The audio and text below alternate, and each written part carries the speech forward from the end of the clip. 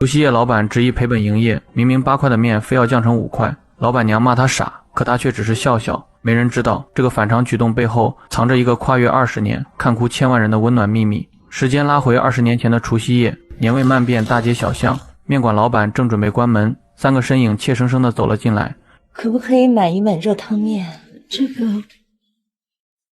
老板迟疑片刻，来嘛来嘛，热情招呼他们进来。母亲衣着朴素，牵着2个年幼的儿子，脸上满是疲惫与拘谨。就一碗汤面吗？大过年的也不加2个菜，吃碗热乎的就行。母亲的声音很轻，带着难以掩饰的无奈。老板一眼就看穿了这家人的窘迫，没有多问，悄悄在锅里多加了半份面，还窝了一个金黄的煎蛋。热气腾腾的汤面端上桌，兄弟俩眼睛瞬间亮了，狼吞虎咽地吃了起来。母亲在一旁静静地看着他们。老板娘悄悄跟老板吐槽：哎呀，不要说了，吃鸡蛋把鸡蛋吃了。妈，你不会吃啊？他只是笑笑。妈不饿。那一刻像极了我们小时候，妈妈总把最好的留给我们，说着妈不饿，妈不喜欢。那些随口而出的谎言全是藏不住的疼爱。谁让你吃那么多了，妈还没吃呢。哥哥责怪弟弟。龙龙。母亲知道大儿子孝顺，她一边温柔地取下粘在小儿子衣领上的面条，一边轻声询问：吃饱了没有？弟弟天真的摇摇头。妈，我也想吃。母亲听了没有说话，只是低头轻轻地叹了一口气。这时一旁大儿子懂事的安慰：妈，等我以后挣钱了，我让你们天天都吃面条。母亲强忍着眼眶里滚动的泪水，丈夫意外离世，留下她和2个孩子，可她却并没有向命运低头，吞下所有心酸，用柔弱的肩膀撑起了这个家。不就是一碗面条吗？你俩要是乖，妈以后还带你们来吃，听见没有？说完，母亲喊老板结账。老板，结账。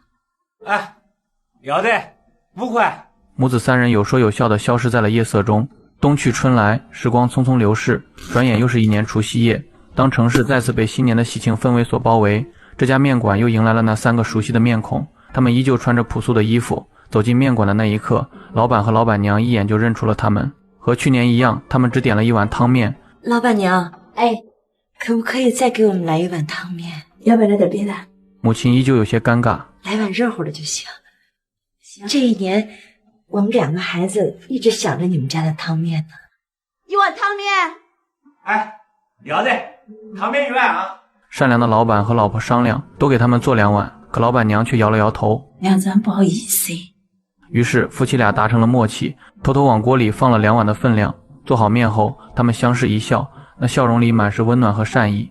这次兄弟俩都变得比去年更加懂事，他们一起端起面条，非要让母亲吃一口。妈，你也尝尝，来，妈不饿。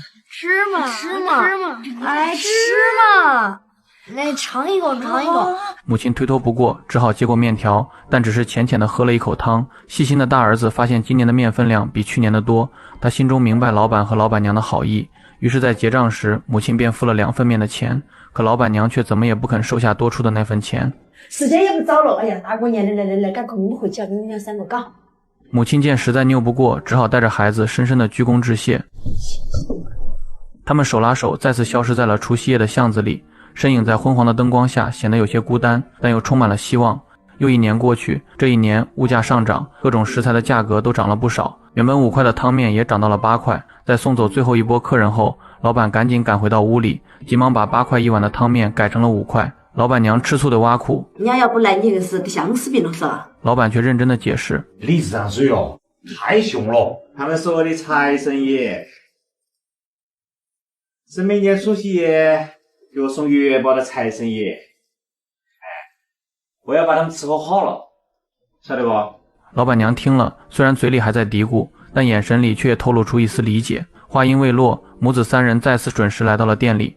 母亲的脸上不再像以前那样满是愁容，而是带着一丝自信和欣慰。这次他们点了2碗汤面，老板照例多给他们加了1份。儿子们变得更加懂事，抢着让妈妈品尝自己碗中的第一口面。这是他2年来第一次真正品尝到汤面的味道，原来真的和儿子们说的那样，那么的美味。你再尝口我的。他的心中涌起一股暖流，眼眶不禁红了起来。看着眼前懂事的孩子，他发自内心的感谢他们。小龙，小虎，妈妈今天要跟你们说一句谢谢。为什么？因为2年以前，你们的爸爸出了车祸去世了。家里因此欠下了巨额外债。那时候母亲感觉天都要塌下来了，多亏了大儿子每天努力的送报纸，小小年纪就承担起了家庭的责任。小儿子也很懂事，在家里为母亲做饭，让她省心不少，全身心的投入工作。终于在今天成功还完了所有欠款。原来一家人齐心协力真的可以解决面前的所有困难。大儿子也在此时分享了另一件值得高兴的事情。小虎的同学跟我说，学校要开家长会，那天妈妈你正好出去打工了，然后我就替妈妈去了。小虎写了一篇名为《一碗汤面》的作文，得到了老师的表扬，还让他在全班同学面前朗读。那年的腊月31的晚上，工作很忙的妈妈已经回家很晚，她不让我做饭，要带我和哥哥吃口热乎可口的。因为母子3人走了很远，只走到了临街的小馆。我们3人只将了1碗汤面，面店的伯伯和伯母竟然最后还向我们道谢，并且祝我们新年快乐。那声音好像在鼓励我们坚强、勇敢地活下去。我长大以后也要开面馆，也要对每一个客人说谢谢，加油，祝你新年快乐。听到这里，老板娘再也绷不住，她躲进丈夫的怀里，偷偷落泪。那泪水里有感动，有欣慰，也有对这一家人深深的祝福。从这以后，一碗汤面的故事就成了十里八乡的美谈。每年除夕夜，老板和老板娘都会留出那张空桌，静静地等待那3个财神爷的光临。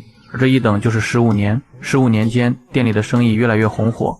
每到除夕夜，店里总是热闹非凡，每位客人都会在这一天点上一份5块钱的汤面，并且抢着让老板娘再讲一遍那个百听不厌的一碗汤面的故事。大家都被这个故事所感动，也被老板和老板娘的善良以及那一家人的坚强所鼓舞。